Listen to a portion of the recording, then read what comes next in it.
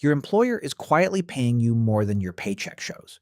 And most people never collect it. Not because they don't work hard enough, not because they earn too little, because nobody told them which three accounts to open. Take two workers, same company, same desk, same salary, same city. One retires with financial breathing room, the other retires with the math not working. They made similar decisions their whole career, except three. This video is about those three decisions. Roughly 64% of full-time workers say they couldn't cover a $1,000 emergency without borrowing. These are not people who don't work. These are people who show up every day for decades and still end up financially fragile. Why? Well, not income, not effort, structure. The accounts you use determine your outcome more than how hard you work. Most people were handed a financial map with 3 roads on it. Nobody told them 2 of those roads lead off a cliff. This video is the map they should have been given on day 1 of their first job. The tax code was not written to be fair, it was written to reward people who know how to read it. Most 9 to 5 workers never learn to read it. They just pay. But buried inside that same code are 3 specific accounts, labeled, waiting, and almost completely ignored. Stay with me, because the third one might be the single most structurally powerful financial move available to a salaried worker. And it doesn't require a high income. It doesn't require a financial advisor, it just requires knowing it exists.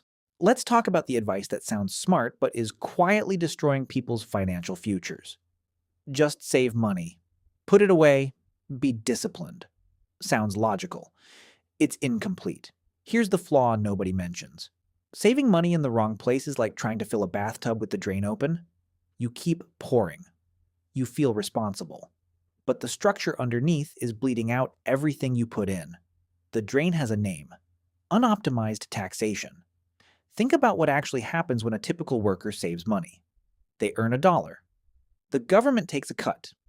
Let's call it 20% for a mid-income earner. They deposit what's left into a standard savings account. That account earns interest. The government taxes the interest, then eventually they spend it on something that may also be taxed. The same dollar got taxed at least twice, sometimes 3 times. Now here's what most people miss. There are accounts legal, government approved, often already available through your employer where that same dollar gets taxed once. Or sometimes not at all. These accounts are not loopholes. They were designed for people earning a salary. The wealthy just figured out how to use them first. And here's the opinion that might sting a little. Financial discipline without structural knowledge is just slow financial failure. You can be the most disciplined saver in your office. And if you're saving in the wrong place, in the wrong order, someone less disciplined but better informed beats you. Every single time. That's not cynical. That's math. Most people know this account exists. Almost nobody uses it at full power. It's your employer-sponsored retirement account. Every country has a version of it. Different name, identical principle. Here's what it actually does that nobody explains properly. When you contribute to this account, the money goes in before the government calculates your tax bill. That sounds small. It isn't. Imagine you earn $80,000 a year. Your tax rate is around 20%. Every dollar you contribute to this account is a dollar the government never sees this year. It doesn't disappear. You'll pay taxes when you withdraw in retirement. But between now and then, that money is working for you, compounding, on a number that hasn't been shaved down by taxes yet. Here's the math most people never sit with. If you contribute $500 a month pre-tax at a 20% rate, the actual cost to your take-home pay is around $400. You're investing $500. You're only feeling $400. The government is quietly funding part of your retirement, and most people don't know to accept that offer. Now, here's where it gets even more important. Most employers will match a percentage of what you put in. Some match dollar for dollar, others match 50 cents on the dollar. Let's use a modest example. You earn $65,000 a year. Your employer matches up to 4%. That's $2,600 a year added to your account for free, just for contributing yourself. If you don't hit that threshold, you're handing back part of your negotiated compensation, not metaphorically, literally. Over 25 years, that unmatched amount at even a conservative rate of return represents over $200,000 you walked away from. Not because the market failed you, because you didn't claim what was already yours. Not contributing enough to capture your full employer match is the single most expensive financial mistake in a salaried career. More expensive than most bad investments. More expensive than not budgeting, because it's not just money lost, it's compounded money lost for decades. Now, this is where the conversation shifts, because account 1, the pre-tax account, has a hidden cost, and most financial content never mentions it. When you retire and start withdrawing from a traditional employer account, every dollar gets taxed as regular income, at whatever tax rate exists then, which you cannot predict, which may be higher than it is today. You deferred the tax. You didn't escape it. This is where most people get stuck. They built the account for decades. Then the government shows up at retirement and says, okay, now we talk.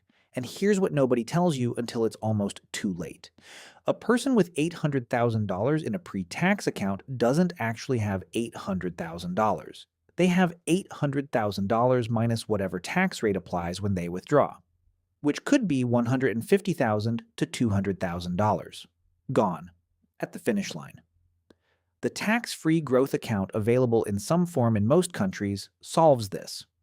You contribute money that has already been taxed, everything it earns inside the account, tax-free, forever. And when you withdraw in retirement, the government gets nothing. Not a reduced rate, not a deferred payment, nothing. Here's a real scenario. 2 workers, both 30 years old, both putting away $300 a month. Worker 1 uses the pre-tax account. Worker 2 uses the tax-free account. By 65, both have grown to a similar size. Let's say $550,000 each. Worker 1 starts withdrawing. Over 20 years of retirement, they'll pay roughly $80,000 to $120,000 in taxes on those withdrawals. Worker 2 withdraws the same amount. Tax bill, 0. Same discipline. Same monthly contribution. 35 years later. One of them kept $100,000 more. You're probably wondering, if the tax-free account is so clearly powerful, why don't more people use it? 2 reasons. First, the pre-tax account reduces your taxable income today. That feels like a win. It is a real win, but it's a short-term win that creates a long-term tax debt. Second, the tax-free account feels more expensive in the moment. The paycheck hit feels bigger. So people default to the pre-tax option and never look back. The contrarian view. For anyone in their 30s who expects to spend 30-plus years in retirement, the tax-free account isn't the alternative option. It's the superior one. The pre-tax account is the default because it was designed to be easy to sell, not because it's better for you. If the account structure you just heard is different from what you've been doing, or if you've never seen it framed this way before, drop the word structure in the comments right now. It takes 3 seconds, and it helps this reach the workers who actually need it.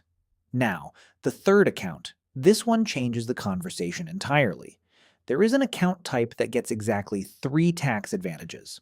Not 1, not 2. 3. No other account in any major tax system does this. Most people who have access to this account think of it as a spending tool, something to cover medical costs during the year. That's the surface version. The one HR explains in a 5-minute onboarding session. The real version is completely different. Let's go through the 3 layers slowly. Layer 1. Every dollar you put into this account goes in before it's taxed. Your taxable income drops by exactly the amount you contribute. Layer 2. The money inside can be invested, not sitting as cash earning nothing. Actually invested in funds, growing over time. And every dollar of that growth is completely untaxed. Layer 3. When you spend it on qualified expenses in the category, it was designed for you pay 0 tax on the withdrawal. Pre-tax going in, tax-free growth, tax-free out. That structure exists nowhere else in the tax code. But here's the breakthrough moment. After a certain age in most systems, 65, this account transforms. You can withdraw money for any reason, not just the specific category it was designed for, anything. You'll pay regular income tax on non-designated withdrawals, same as the pre-tax retirement account. But that means the worst-case scenario for this account is exactly where most accounts peak. If you're 30 years old and you max out this account every year, invest the full balance and leave it untouched, by 65 you could be sitting on anywhere from $480,000 to nearly $600,000. Every dollar of that available for designated expenses with 0 tax, or available for anything else at retirement income rates. And here's the part that separates the people who understand this from everyone else. The category this account covers health and medical expenses is not a small line item in retirement. It's one of the largest expenses most retirees face. Studies consistently show that a retired couple will spend somewhere between $300,000 and $350,000 on healthcare after they stop working.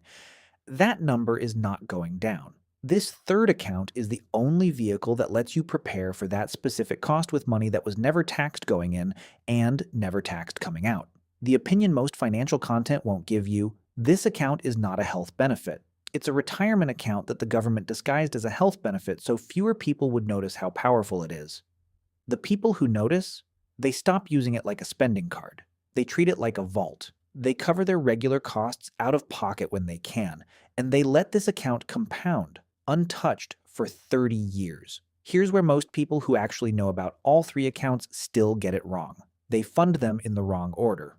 The sequence is not obvious, but it matters enormously, because every dollar has exactly one job at a time, and the job it does first determines everything downstream. Here's the framework. First, employer account, up to the full match. Not a dollar less. The employer match is the only guaranteed return in personal finance. A 50% match on your contribution is a 50% return before the market does anything. That doesn't exist anywhere else. Second, max the triple advantage account. If you're eligible, this goes before other savings because the three-layer tax structure makes it more efficient than any other account for every dollar you put in. Invest it. Don't touch it. Third, max the tax-free growth account. Post-tax money. Tax-free forever after. Set it up. Automate it. Fourth, if you have anything left after those three, go back to the employer account and push contributions beyond the match up to the annual limit. That's the hierarchy. Not complicated, but most people reverse it, or collapse it, or throw everything into one account, or split it randomly. The order is the strategy, not the investments. The order. Let's put this into a real scenario. Someone earning $70,000 a year, age 36, starting this sequence from today. Year 1, they capture employer match funds. They shelter the maximum in the triple advantage account. They contribute the full amount to the tax-free account. Total tax-advantaged money in year 1, roughly $14,000. On a $70,000 salary, that's 20% of their income completely shielded from the standard tax chain. Now run that for 25 years, with average market returns, without picking a single individual stock, without a financial advisor charging you a percentage every year. The outcome is not incremental. It's structural. It's the difference between retiring on your terms and retiring when the math finally forces you to stop. Now, the uncomfortable part. Everything in this video is not new information. These accounts are not hidden. They're in your HR benefits guide, every tax form, every financial planning website. And yet, statistically, the majority of eligible workers do not maximize them. Why? Not because they're lazy, not because they don't care. Because of something that happens psychologically every single payday. Your brain perceives money in your account today as real. Your brain perceives money you could have in 30 years as theoretical. So when you increase your contribution and feel your paycheck shrink, your nervous system registers that as a loss. Immediate, concrete, uncomfortable. And the future gain? Abstract, distant, invisible. So people opt out or contribute the minimum, or tell themselves they'll increase it next raise. The next raise comes. Spending adjusts upward. The contribution stays the same. This is where most people fail. Not at the knowledge level, at the execution level, specifically at the moment right after getting new information when nothing feels urgent yet. That window closes faster than people realize. Every month you delay capturing your full employer match is a month of free money you permanently forfeited. It doesn't roll over. It doesn't catch up. Every month you delay starting the tax-free account is a month of tax-free compounding you can never get back. This isn't pressure. It's just the arithmetic of time. The workers who build real financial security on a salary aren't the ones who earn the most. They're the ones who stopped treating optimization as optional. They didn't wait to feel financially comfortable. They built the accounts that created the comfort. People hear before 40 and think it's about urgency. It's not. It's about a specific compounding window that almost nobody draws attention to. Here's something almost no one talks about.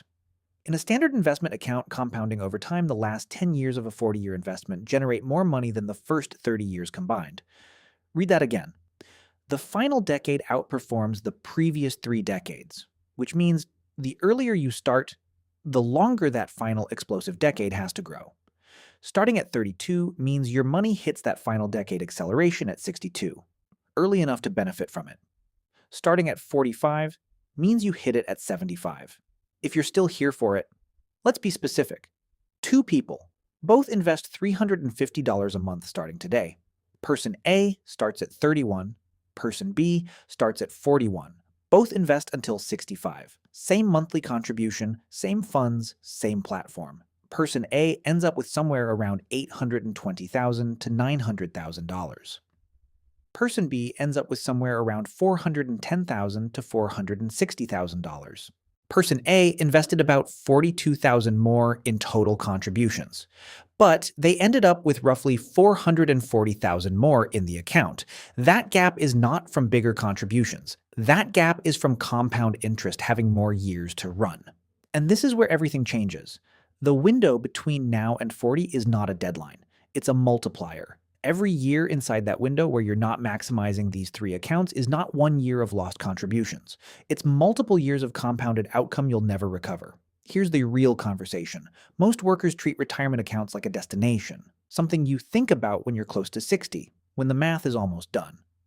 But the workers who retire with options, the ones who don't panic when the economy shifts, they treated the accounts like infrastructure. The same way you don't wait until your roof is leaking to think about structure. 3 accounts. Account 1. The employer-sponsored pre-tax vehicle. Capture every dollar of the match first, then push beyond it. Account 2. The tax-free growth account. Post-tax contributions that grow into a retirement fund the government cannot touch. Account 3. The triple advantage account the tax code never fully explained to you. The only account where the worst-case scenario is as good as most accounts' best case. Here's the final thought. The financial system isn't designed to hurt you, but it's also not designed to hold your hand. The tools are there, the rules are written down, the accounts are open and waiting. What the system never does is tell you loudly enough that the window matters. That starting at 33 is not the same as starting at 43. That choosing the right account is not the same as just saving money. That the tax code has a section written for people exactly like you, and most of them never read it. You just did. Now the only question is what you do between today and next payday.